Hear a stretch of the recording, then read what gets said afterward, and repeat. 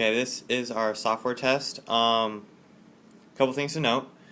We're not connecting to our Bluetooth or our microcontroller because we're just testing the software independently. We've changed some functionality. Because of that, we've changed the functionality of these buttons slightly. Bluetooth blood glucose monitoring. Usually, what it does is it sends a message over Bluetooth to the microcontroller, and that then microcontroller sends back the information. We're not doing that because there's no Bluetooth connection.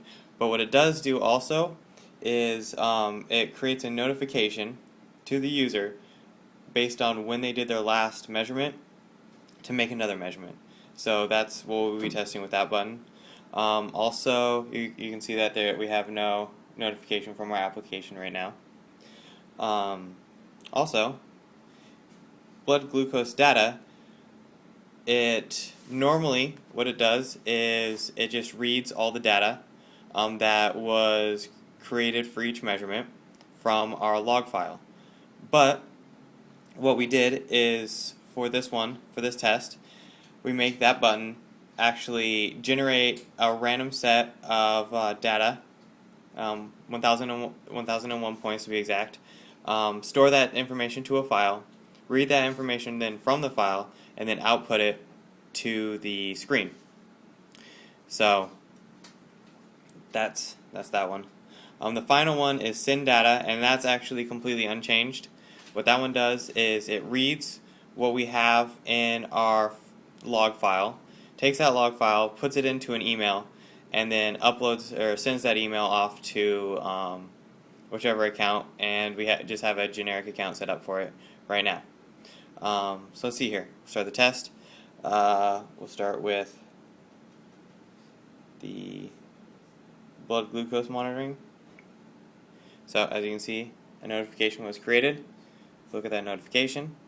It states that take next blood glucose measurement by 11:56, and we set it for 10 minutes. Obviously, it's normally set for longer, but just to prove that we can do that.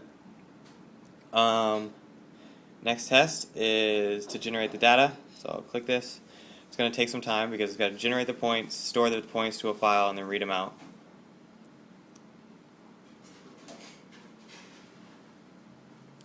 My iPhone doesn't like to focus on this Android.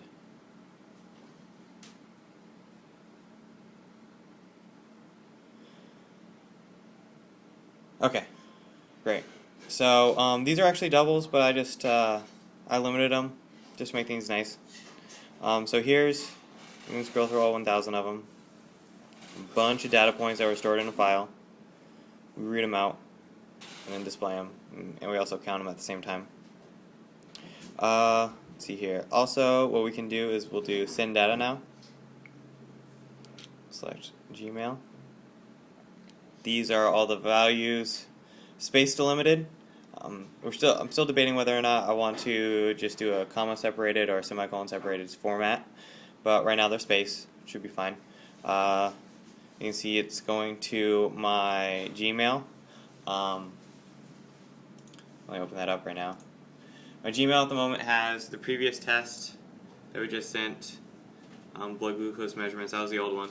You can see timestamp at 10:53. So I will now send this one. Sending message. Message sent. So here you can see my new message, blood glucose measurements. And at 11:47, click on those, and there's all 1,000 measurements. Randomly generated between 100 and 135. Yep, that's our software test.